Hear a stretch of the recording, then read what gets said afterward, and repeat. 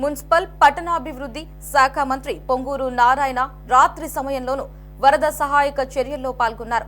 కండ్రిక సమీపంలో ఉన్న నున్న నూజివీడు రహదారి చుట్టుపక్కల ఇప్పటికీ వరద నీరు ఉండడంతో 61, 62, 63, 64 డివిజన్లలో వరద నీటిని బయటకు పంపే మార్గాలపై అర్ధరాత్రి మంత్రి అధికారులతో చర్చలు జరిపారు. వెంటనే 10 జేసీబీలు రప్పించి రోడ్డును తవ్వాలని ఆదేశాలు జారీ చేశారు. విజయవాడలో వరద నీరు దాదాపు తగ్గిపోయిందని, కొన్ని ప్రాంతాలలో మాత్రమే నీరు ఇప్పటికీ నిల్వ ఉందని నారాయణ తెలిపారు. కండ్రిగా చుట్టుపక్కల నిల్వ ఉన్న నీటిని బయటకు పంపించే ఏర్పాట్లు చేశామని వివరించారు. ఇక మంగళవారం సాయంత్రానికల్లా మొత్తం నీరు తగ్గిపోయేలా చర్యలు చేపట్టనున్నట్లు మంత్రి తెలిపారు.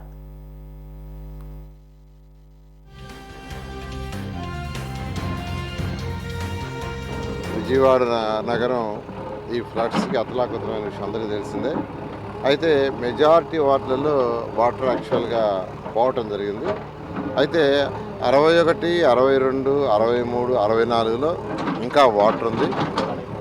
ఆ వాటర్ ఉండడానికి కారణం ఏంటంటే యాక్చువల్గా ఇప్పుడు కండ్రిక జంక్షన్ నుంచి నున్నాబోయే రోడ్డు ఏదైతే ఉందో ఆ రోడ్డుకి ఒకవైపు కంప్లీట్గా వాటర్ చాలా ఎక్కువ ఉంది.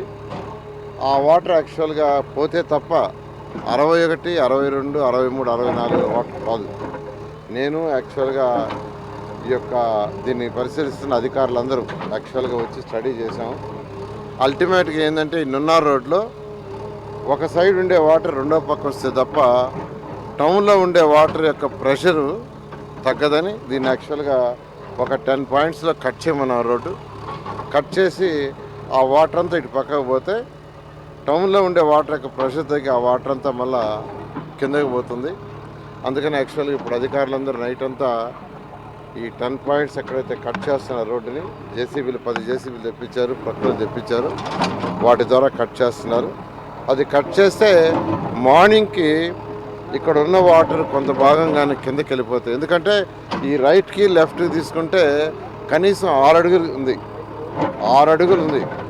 కానీ సెంట్రల్ డివైడ్ ఉండటం వల్ల ఈ వాటర్ అవతలకి పోవట్లేదు. అంతేకాని ఆ పక్క రోడ్డుకి ఈ పక్క రోడ్డుకి హైట్లో ఒక డిఫరెన్స్ ఉంది. అందువల్ల అవన్నీ ఇంజనీరింగ్ అధికారులు స్టడీ చేశారు.